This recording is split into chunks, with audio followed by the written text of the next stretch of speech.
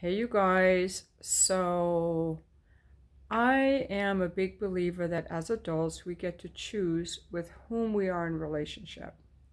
As children, we have no choice. And we have to get along with the siblings and parents and cousins and aunts and uncles or whatever that we have. We have to learn to get along. And in this learning to get along, some of us get really messed up because the strategies that we use to get along don't serve us as adults. They actually are intimacy blocks. But this video isn't about that. This video is about the fact that when I was a kid, I was forced to live with these people that I didn't always like very much because they were bossy or grumpy or reactive. And I couldn't wait till I was an adult and could be on my own. And I separated a lot from my parents. I didn't like many things about them, even though they loved me and they weren't perfect. There were many things I didn't like about their values, their belief systems, and how they showed up. And this also extends to my siblings. I do not believe that I owe anyone a relationship, and no one owes me a relationship, not even my adult children. I know that my adult children, this is how I look at it, my children and my friends are going to be with me because of how I show up, who I'm being, and how I'm valuing the relationship, how I'm valuing them, and how I'm valuing the relationship. That's why I do not throw things in people's faces, call them names, because all those things permanently damage the relationship.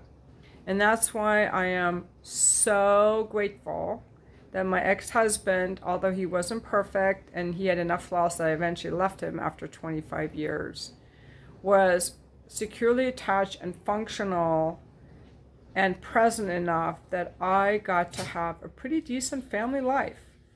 I got the chance to learn to be relational, to value the relationship and the family. So I don't just go around saying, when do I want to eat? I'm thinking about, when does he want to eat? When do the kids want to eat? What do they like to eat? What food do I need to have on hand? That's just one example. This person likes blueberries. This person likes strawberries. Like, am I buying the things that everybody likes? When are people hungry? When do people need to be in bed? There's a lot of focus on taking care of the group as a whole and doing one-on-one time with each child. And unfortunately, people who have never been married or who had like abusive, dysfunctional relationships never learned those skills. And I'm just going to be honest and say that neither of my siblings ever had a functional relationship or a relationship at all, and have never learned these skills. And as a result, I have decided to break and go no contact with both of my siblings. I don't hate them, I love them. However, neither one of them has ever done any self-improvement work or therapy, and I made a video about that earlier. And neither one is an alcoholic or a rager or whatever abusive to me. However, the way they're showing up is dysfunctional. And I do not have to hold space for dysfunction. I did it for a long time. I have spent, oh my God, I have donated, probably in a people-pleasing way or whatever I got out of it, hundreds of hours of my time listening to these people about whatever their issues are. And you know what? I don't owe them. I don't owe them fucking listening to them.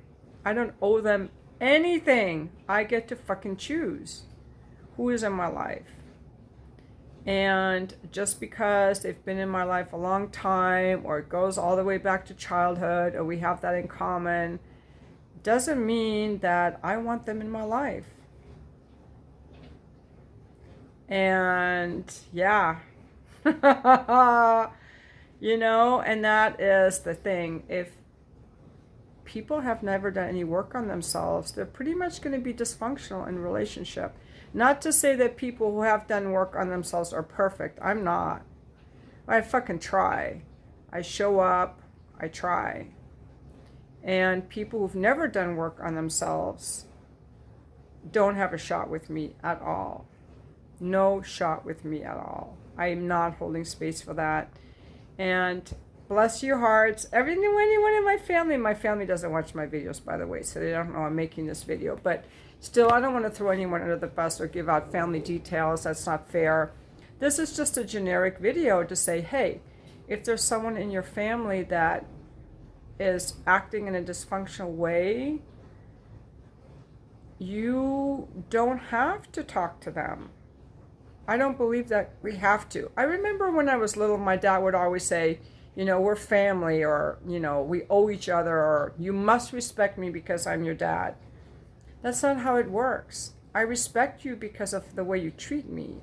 Respect isn't something that you obligate people to or punish people. He would punish us if we didn't respect him or love him, you know, or ostracize us. My sister would say, we're family. Okay, and that doesn't hold any weight anymore. The world's changing, guys. The world is changing. We're no longer obligated to be with anyone because we married them or their family. It all comes down to who we're being, how we're showing up, and how functional we are in interacting with other people. And that's why I say doing self-improvement work, doing therapy is so important.